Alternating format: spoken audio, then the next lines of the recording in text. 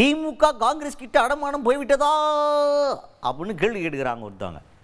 டே என்னடா கேள்வி இது? காங்கிரஸுக்கே திமுக தான் வாழ்க்கை குத்துனுக்குதுன்னு இப்போ தான் பாஜகவை சேர்ந்த அண்ணாமலை சொன்னார்.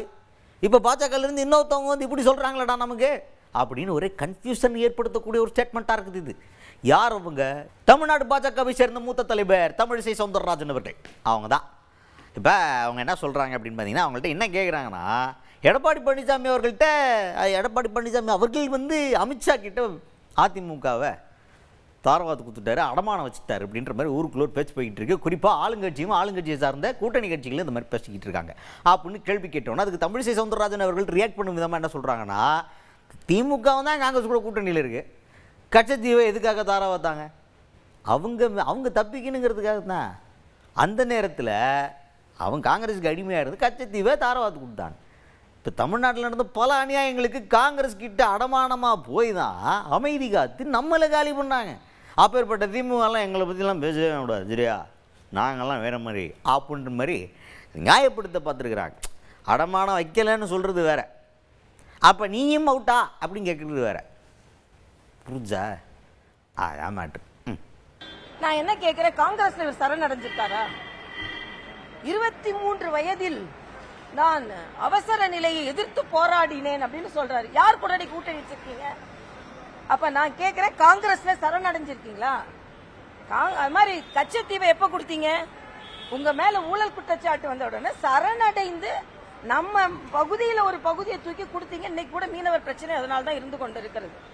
அதனால நேற்றைய தினம் நான் பாக்குறேன், இந்த 30 விழால ஒரு பதற்றம் தெரிகிறது. அதுக்கடுத்துதான் எடப்பாடி பழனிசாமி அவர்கள் மூஞ்சியை மறைச்சது இல்லை, மூஞ்சியை தொடச்சது.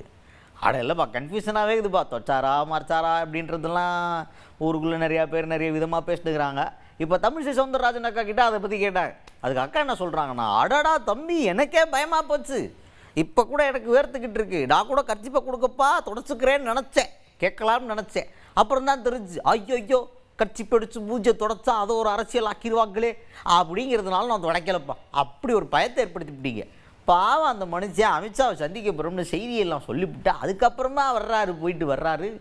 அப்போ சும்மா வேர்த்துருச்சேன்னு ஏசி காரில் லைட்டாக தொடச்சாரு. ஏசி கார்லன்னு சொல்லிவிட்டனோ, சரி விடுங்க, காரில் பக்கையில் தொடச்சாரு. ஒரு வேளை காருக்குள்ளே ஹீட்டர் ஆன் பண்ணியிருக்கா, அந்த வேறு மறைக்கிறதுக்கு தொடச்சிருப்பார். சரி ஏதோ ஒன்று தொடச்சாரு, அதை பார்த்துட்டு இல்லை அரசியல் பண்ணுறீங்களே அப்படின்ற மாதிரி அவங்க வந்து நியாயப்படுத்த பார்க்குறாங்க. காருக்குள்ளே ஏசி மேட்டர்லாம் அக்கா சொல்லலை, பட் இருந்தாலும் தொடச்சிருக்காரு அப்படிங்கிறத நம்புகிறாங்க, ஸ்ட்ராங்காக நம்புகிறாங்க. எடப்பாடி பழனிசாமி அவர்கள் கர்ச்சிப்பு வச்சு மூஞ்சியை தான் தொடச்சார், மறைக்கலை அப்படின்றதுல ரொம்ப ஸ்ட்ராங்காக இருக்காங்க தமிழிசை சவுந்தரராஜன் அவர்கள்.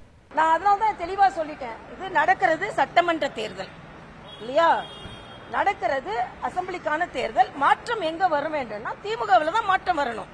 அதனால தம்பி விஜய் இப்போ ஏதோ பேச்சுக்கு நம்ம திமுக மட்டும் சொன்னா நம்மளை யாரான்னு ஏதாவது நினைச்சுக்குவாங்க. அதனால கொஞ்சம் எதுக்கு பிஜேபி இழுத்துக்கலாம உங்களோட எதிர்ப்பை திமுகவை தீவிரவாக காமிக்க வேண்டும்ன்றது எனது கருத்து.